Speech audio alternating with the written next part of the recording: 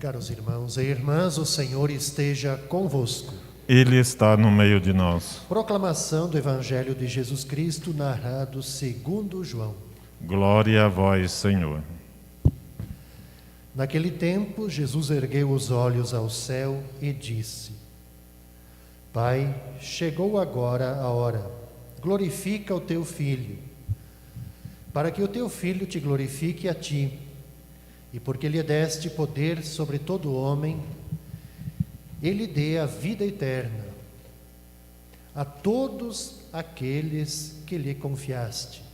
Ora, a vida eterna é esta: que eles te conheçam a ti, o único Deus verdadeiro, e aquele que tu enviaste, Jesus Cristo. Eu te glorifiquei na terra e levei a termo a obra que me deste para fazer. E agora, Pai, glorifica-me junto de ti, com a glória que eu tinha junto de ti, antes que o mundo existisse. Manifestei o teu nome aos homens, que tu me deste do meio do mundo.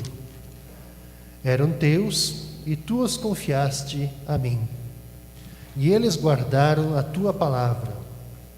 Agora eles sabem que tudo quanto me deste vem de ti, pois dei-lhes as palavras que tu me deste, e eles as acolheram e reconheceram verdadeiramente que eu saí de ti, e acreditaram que tu me enviaste.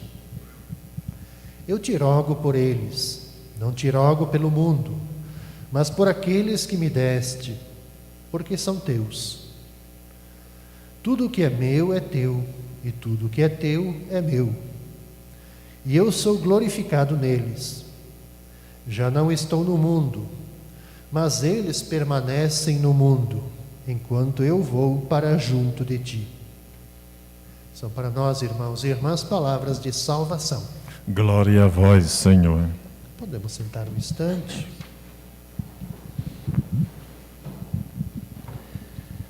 Caros irmãos e irmãs, nós estamos nessa semana que antecede, uma semana preparatória para a solenidade de Pentecostes, que celebraremos no domingo.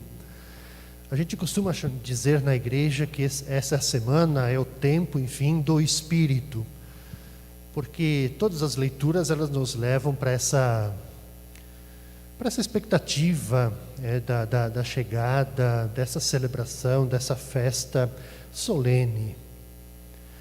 E os evangelhos, eles são tanto quanto difíceis, né? Essa parte final de João. Tivemos assim um longo período dos evangelhos de João, capítulo 15 e 16, que sempre retrataram um certo discurso de despedida de Jesus junto dos seus discípulos.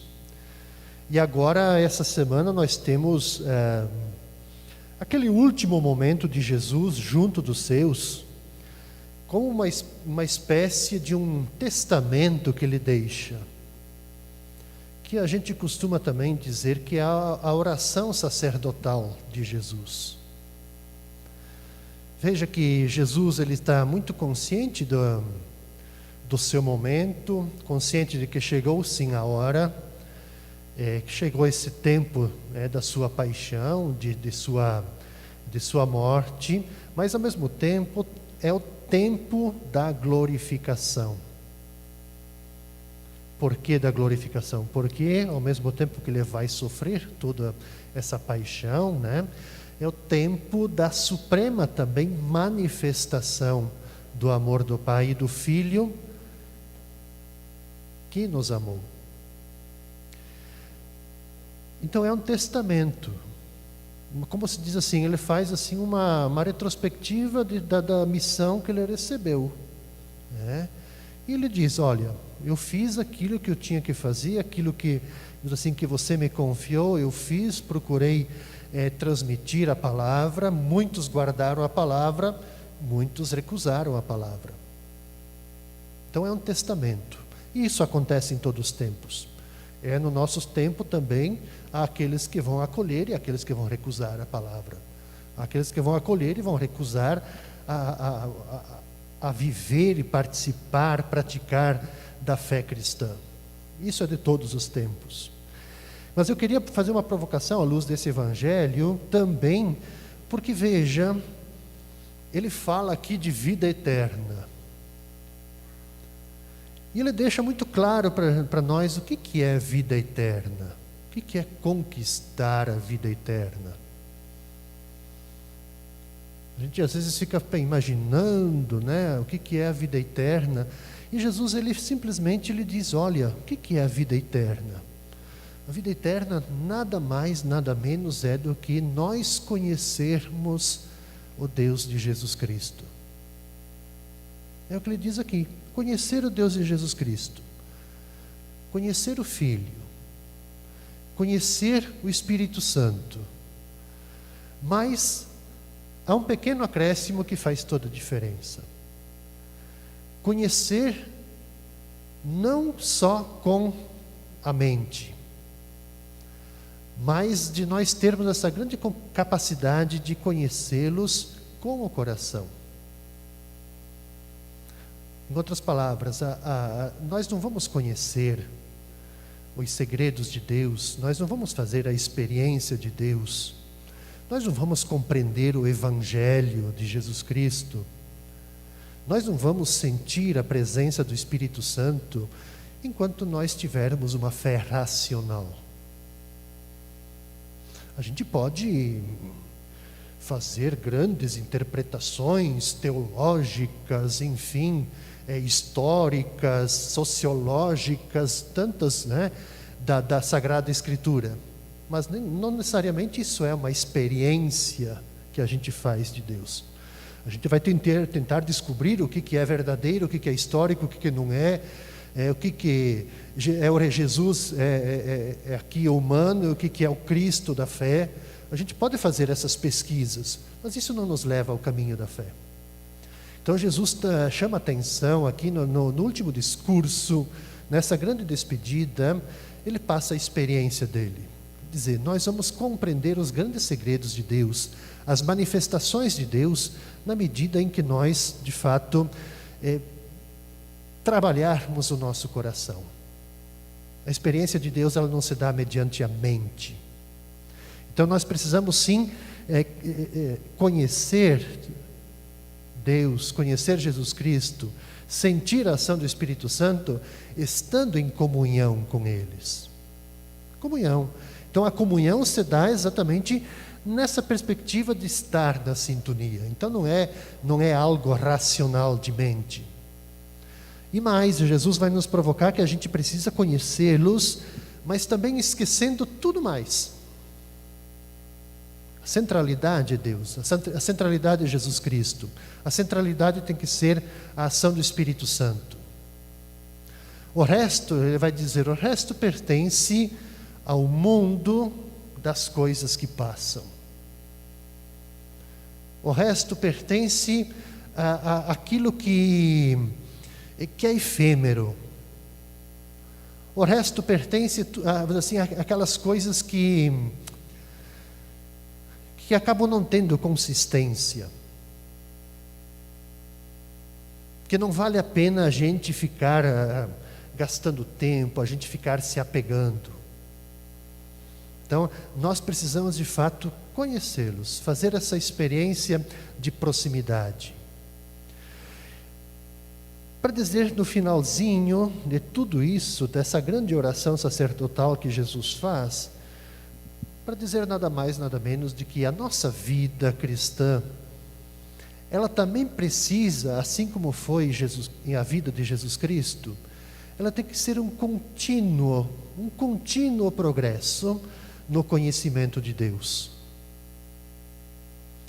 Tem que ser uma permanente busca, um permanente caminhar no Espírito. Jesus quer dizer que isso é o conjunto da vida eterna. A vida eterna, ele diz assim, é desde já. A vida eterna não é depois. A gente vai conquistando a vida eterna à medida que a gente faz da vida esse progresso no conhecimento de Deus, nesse desejo, nessa busca de essa permanente caminhada de a gente se assemelhar cada vez mais a Jesus Cristo e nessa caminhada junto, se deixando guiar melhor pelo Espírito Santo. Então, o conjunto da nossa fé, eu volto a insistir muito nisso, ela não é racional, ela não pode ser racional. Ela precisa fazer, assim, a gente precisa se deixar tocar, se deixar iluminar, assim, a partir do nosso coração. Jesus muitas vezes ele toca nessa centralidade. Enquanto o coração ele estiver endurecido, coração de pedra, ali não entra nada. Não entra nada. Então, nós diríamos assim, que a grande preocupação de Jesus nessa reta final é ele olhar para aquele grupo de 12, aliás 11 agora, né? É ele olhar para aquele grupo de 11, ele vê que ali tem muita fragilidade, ele vê que ali tem, quase todos eles não compreenderam de fato quem é esse Jesus, não compreenderam qual é a missão de Jesus. E ele tenta ainda dar esse reforço, né? Esse reforço de que eles precisam se abrir o coração. Não é algo racional como Pedro, né? Como Pedro. O Pedro é sempre aquele que está lá explosivo, quer defender Jesus a ferro e fogo. Quer dizer, ele estava uma fé racional. E Jesus disse, não é por aí o caminho. A gente precisa fazer essa experiência do retirar-se, do esvaziar-se, para a gente conhecer e estar em comunhão, tanto com Deus, tanto com o próprio Jesus, mas também tanto com o Espírito. Então, aqui está para nós, eu acho que um elemento que eu queria compartilhar. O segundo elemento vem da leitura, que eu também recomendo a gente ler lá novamente, quem tiver tempo em casa, antes de dormir, porque veja, é um discurso até comovente, esse discurso que Paulo faz na despedida de Mileto, uma pequena comunidade. Um discurso, podemos dizer assim, que tem uma densidade profunda, uma densidade espiritual profunda, mas também uma densidade humana. Mostra todo o lado humano de Paulo. Porque emerge, lendo assim com muita calma, emerge aqui a figura de uma pessoa totalmente dedicada ao serviço da evangelização. E é um serviço que ele faz depois da sua conversão com humildade, um serviço que ele faz sem esperar nada em troca, muito corajoso, porque ele sabe das consequências disso. A leitura logo vai dizer que ele tem consciência que o futuro que espera ele é o quê? Cadeias e tribulações. É o que ele fala aqui na leitura. Mas ao mesmo tempo, tendo essa consciência, ele se sente confortado. E veja, por isso a importância dessa semana e do que nós vamos celebrar no próximo domingo. Ele se sente confortado diante de tudo que ele vai enfrentar, porque o Espírito está com ele, a presença iluminadora do Espírito está com ele, e que essa presença não vai deixá-lo, não vai deixar ele assim, desmoronar, não vai deixar ele assim, desistir. Por quê? Porque ele se sente ao mesmo tempo cativado, totalmente seduzido por essa sua missão, mas também totalmente seduzido pela ação do Espírito Santo na sua vida. No finalzinho ele vai dizer assim, olha, nada vai me deter nessa corrida, nessa meta que eu estabeleci de ser um grande evangelizador. Por quê?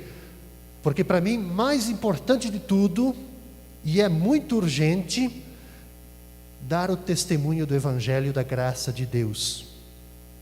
Daquilo que o Evangelho da graça de Deus fez em mim e daquilo que Ele pode fazer em cada um.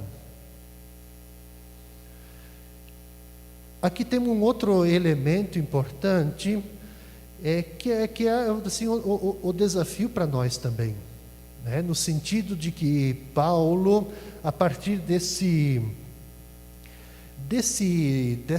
pequeno testemunho que ele dá do que aconteceu com ele em Mileto e daquilo que lhe espera em Jerusalém, para onde que ele vai, é um grande modelo para todos nós, um modelo de missão, um modelo de missionário, um modelo daquilo que vem a ser um pastor para o dia de hoje. No sentido de não nos acomodarmos, no sentido de, diante das dificuldades, ou das primeiras dificuldades que possam surgir, a gente tentar, assim, voltar para trás, desistir, abandonar a missão. Paulo, ele fez essa profunda experiência daquilo que Jesus pede no Evangelho. Ele fez essa profunda experiência de sair dessa fé puramente irracional para uma profunda experiência de uma fé tocada, experimentada no coração.